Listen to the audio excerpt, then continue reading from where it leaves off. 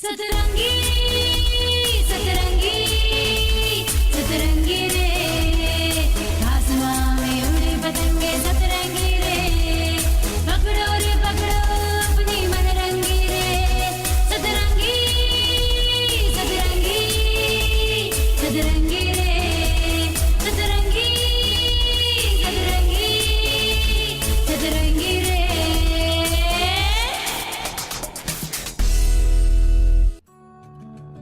Hello, नमस्कार दोस्तों। तो हमारी सतरंगी के इन टॉक विद सीरीज के एपिसोड नंबर 2 में हमने बात करी डॉक्टर अनामिका श्रीवास्तव से और जाना उनकी इलाहाबाद जर्नी के बारे में, उनकी यूनिवर्सिटी लाइफ के बारे में, उनके प्रोफेसर्स के बारे में, उनके दोस्तों के बारे में। हमने जाना कि इलाहाबाद यूनिवर्सिटी के प्रोफेसर्स कितने जेनरस हुआ करते थे, कैसे वो छोटी छोटी बातें अपने स्टूडेंट्स की याद रखा करते थे और किस तरह से उन्हें सपोर्ट किया करते थे। और अब मैं आपका स्वागत करती हूँ एपिसोड नंबर 3 में, जिसमें हम फिर डॉक्टर अनामिका श्रीवास्तव के साथ हैं। इस एपिसोड में हम जानेंगे उनकी रेडियो जर्नी के बारे में, उनकी मीडिया जर्नी के बारे में, पिछले 30 साल उनके लिए कैसे रहे, पिछले 30 साल में कुछ छोटी, कुछ बड़ी, कुछ रोचक, कुछ मनोरंजक बातें जो उन्हें आज भी याद हैं, कुछ ऐसे लोग जो उन्हें शायद आज भी याद हैं, अच्छे या बुरे रीजंस की वजह से। तो एक छोटी सी बातचीत डॉक्टर अनामिका श्रीवास्तव के मीडिया करियर के बारे में। तो शुरू करते हैं हम आज का episode. Hello doctor Anamika Srivastava, अपनी मीडिया जर्नी के बारे में बताइए, पर शुरुआत यहाँ से करिए कि आकाशवाणी आपकी जिंदगी में आया कैसे? तो जब मैं इलाहाबाद में स्टूडेंट ही थी तो 82 में मेरा ड्रामा ऑडिशन में सिलेक्शन हो गया था और मैं ड्रामा रिकॉर्डिंग के लिए रेडियो जाया करती थी। चूँकि मैं जानती नहीं थी, रेडियो सुनते थे, तो रेडियो में एक दिन अनाउंसमेंट हुआ कि ड्रामा ऑडिशन की आवश्यकता है, एप्लीकेशन भेज दीजिए। जो इलाहाबाद का एड्रेस था उसमें मैंने भेजा, मुझे कॉल आई, मेरा सिलेक्शन हो गया। मैं रेडियो में ड्रामा के लिए जाने लगी। इसी बीच वहाँ रेडियो में कैजुअल अनाउंसर की वैकेंसी आई और मेरा सिलेक्शन हो गया। मैं रेडियो में युवाणी प्रोग्राम की कॉम्पेयर हो गई। युवाणी प्रोग्राम के कॉम्पेयर होने का जो एक पीरियड है वो लगभग 6.5 years। जब तक 89 में मित्रा प्रकाशन ज्वाइन नहीं किया था, तब तक मैं मित्रा प्रकाशन ज्वाइन करने के बाद फिर मैंने आकाशवाणी जाना छोड़ दिया था।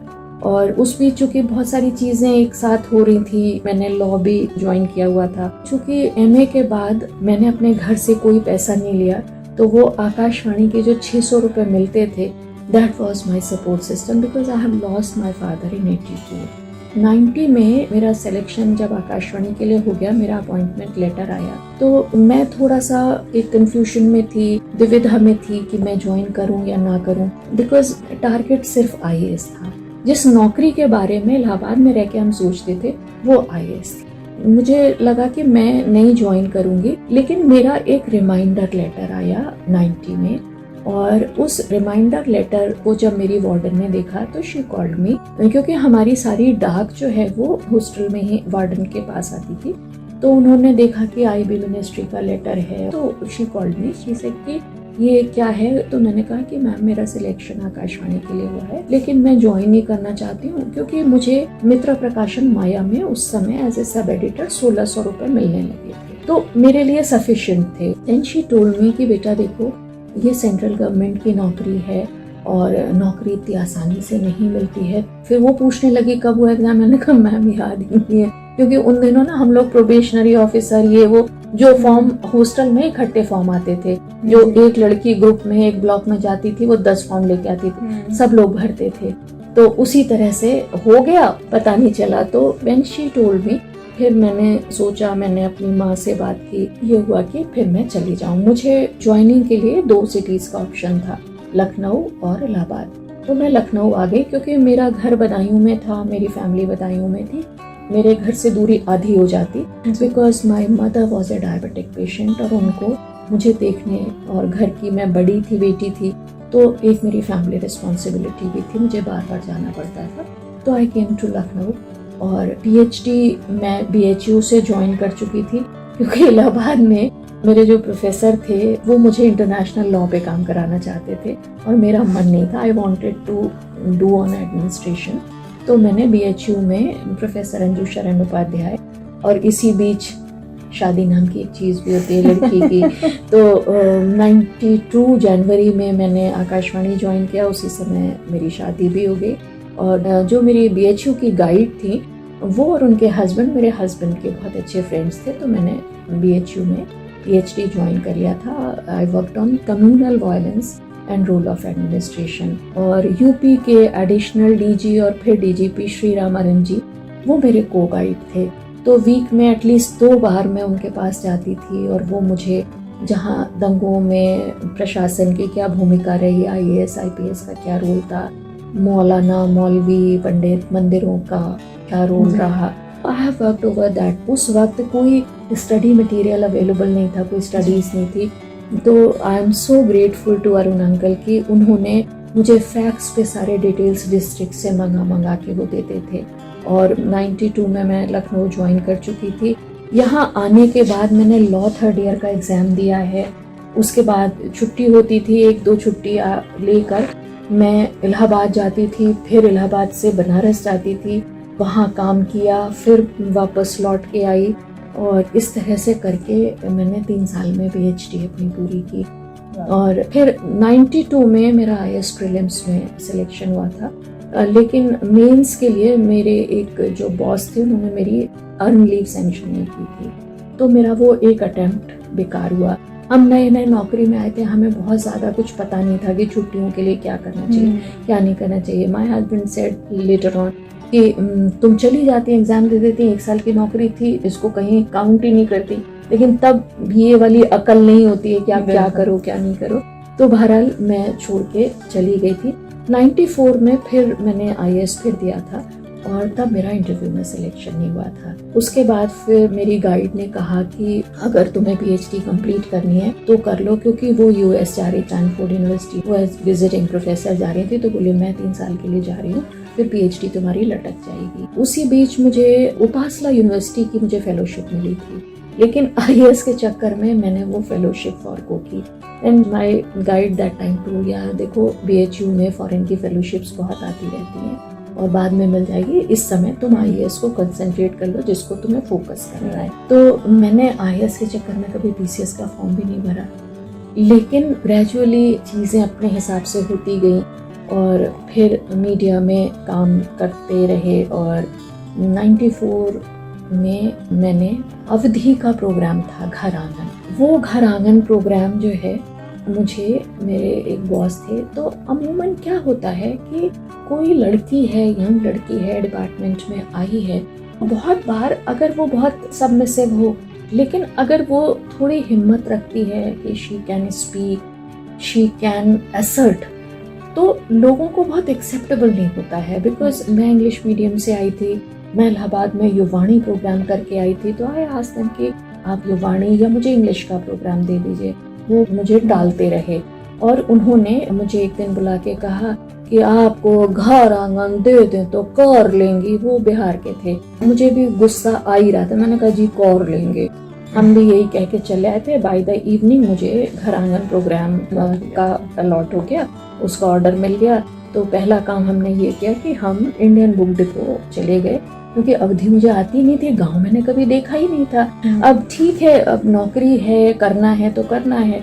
हम वहाँ से जाके जो 1-1.5 हज़ार रुपए में जितनी अवधि की वहाँ पे जितनी किताबें हमें मिल सकती थी, मे बी शायद 25-30 किताबें, और मुझे नहीं पता था कि इन किताबों की मुझे कभी जरूरत नहीं पड़ेगी। मुझे कोई अवधि में PhD थोड़ी करनी थी, मुझे गांव की महिलाओं के लिए एक उनके लेवल का प्रोग्राम करना था। लेकिन अंकिता क्या होता है ना कि जब आप एक सिंसियर एकेडमिक स्टूडेंट होते हो तो आपको जो भी टास्क मिला है आप उस टास्क को फिर उसी सिंसियरिटी से शुरू करते हो।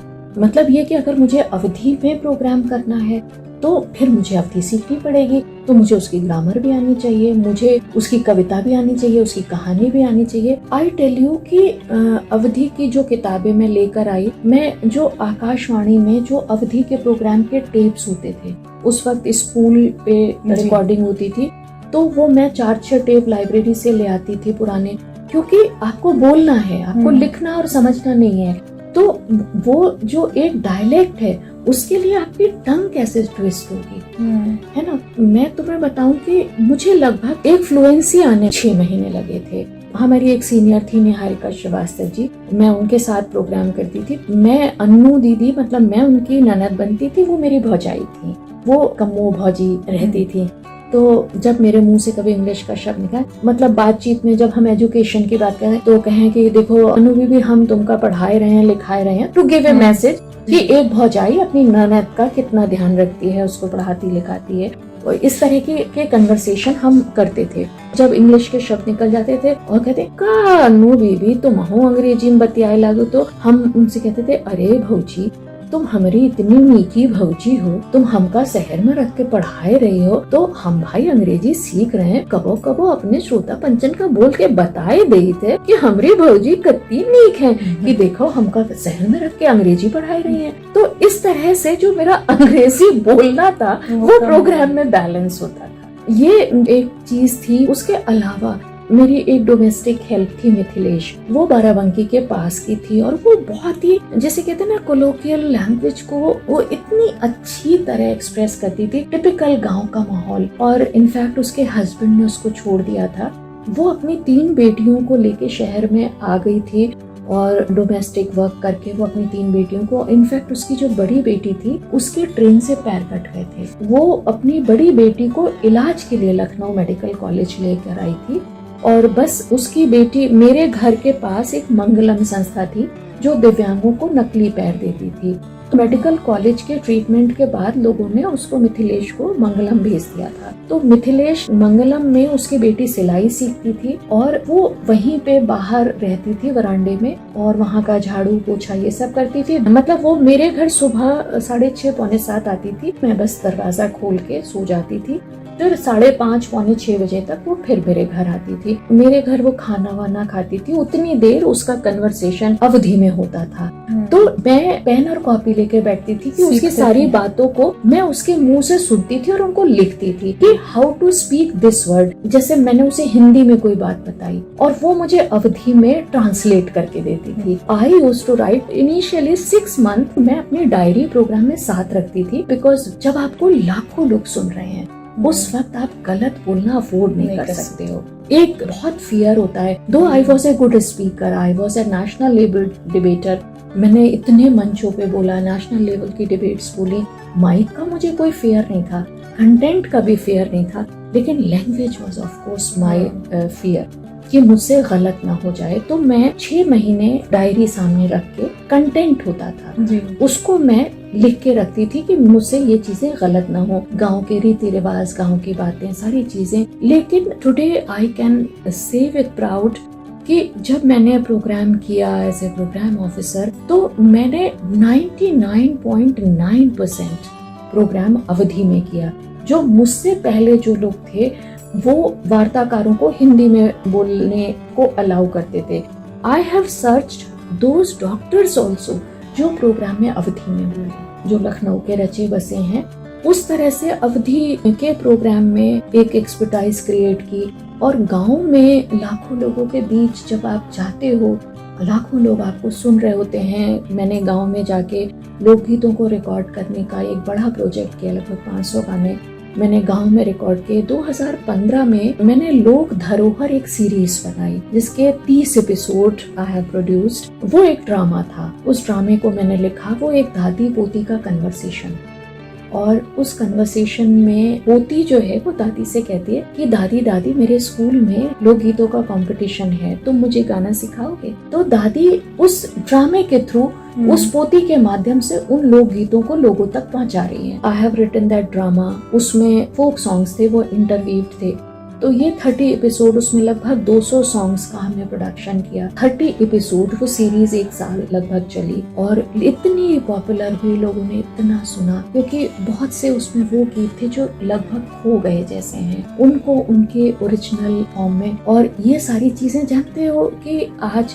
जब मैं तुम्हें ये बात बता रही हूँ कि मेरा म्यूजिक का कोई बैकग्राउंड नहीं था, मैंने अवधि पढ़ी भी नहीं थी, सीखी भी नहीं थी, मैं कभी गांव में नहीं रही थी। लेकिन जब आप काम करने लगते हो, जब आप काम में डूब जाते हो, एक रिसर्च वर्क करते हो, तो शायद ईश्वर आपको रास्ता दिखाता है।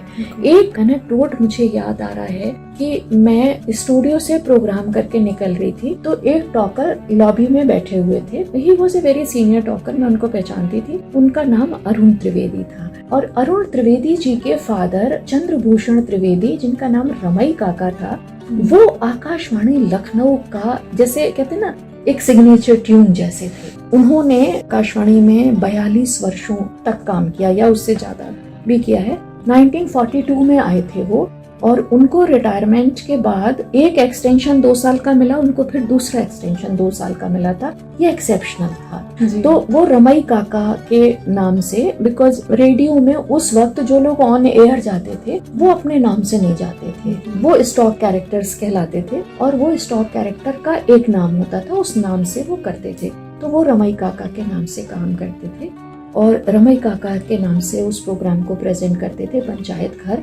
और एक बहुत ही फेमस सीरियल था बहरे बाबा, उसको वो लिखते थे, उसमें बहरे बाबा बनते थे। हर सैटरडे वो सीरियल जाता था और वो सीरियल के शायद 800 से ज्यादा एपिसोड प्रसारित हुए। सोचो एक लंबा अरसा। एक बार मैं इरशाद मिर्जा साहब, जो मिर्जा टैमरीज के ओनर थे कानपुर के, उनको मैं इंटरव्यू कर रही थी। जब वो इस कैंपस में आए, उनको पद्मश्री मिला था, उसके बाद हम लोगों ने उन्हें बुलाया था।